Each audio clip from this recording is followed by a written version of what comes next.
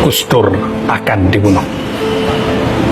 Mendengarkan informasi itu, Kiai Haji Nur Muhammad Iskandar SQ panik.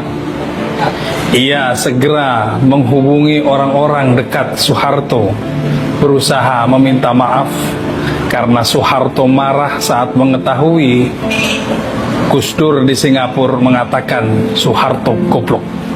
Padahal pada waktu itu ia sedang menjadi presiden, Soeharto sedang berkuasa. Ia mendatangi seluruh kerabat-kerabat Soeharto, Prabowo Sutejo, Mbak Tutut, Prabowo Subianto, orang yang juga dekat dengan para ulama. Mereka semua berusaha membantu tetapi tidak berdaya, karena Soeharto marah besar dan semuanya mengatakan tidak akan mungkin dimaafkan Kiai. Saat mengetahui manusia sudah tidak berdaya, ia berangkat ke Mekah, ke Masjidil Haram, dan setiap malam bersimpuh di hadapan Allah, menghadap di depan Ka'bah, malam pertama, malam kedua, berzikir kepada Allah. Sampai kemudian pada malam ketiga, tiba-tiba datang seorang tua memeluknya, lalu duduk di sampingnya bercerita. Anehnya, cerita yang disampaikan orang tua tersebut, curhatnya tentang seorang temannya, rupanya ceritanya persis dengan dirinya. Abah Nur semakin kaget ketika orang tua tersebut lalu berkata, "Kamu sebenarnya mengetahui kunci masalah ini, tetapi kamu belum mengetahui caranya." Dari situ, taulah Abah Nur bahwa orang yang menghampirinya ini bukan manusia biasa. Ia seorang waliullah, ia seorang kekasih Allah.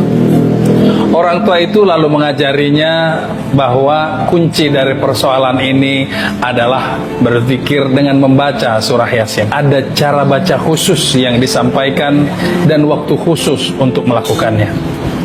Adapun mengenai waktunya, lakukan itu pada malam Jumat dan malam Senin, kata orang tua itu. Kemudian ia pun berlalu.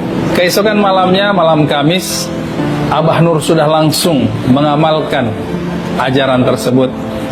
Pada malam Jumat, malam yang dianjurkan, ia lalu melakukannya kembali. Dan pada malam Sabtu, tiba-tiba ia mendapatkan telepon yang membuat ia tertegun, terdiam, hampir tidak mampu bicara. Bagaimana tidak, sosok yang berada di balik telepon itu tidak lain adalah Presiden Soeharto.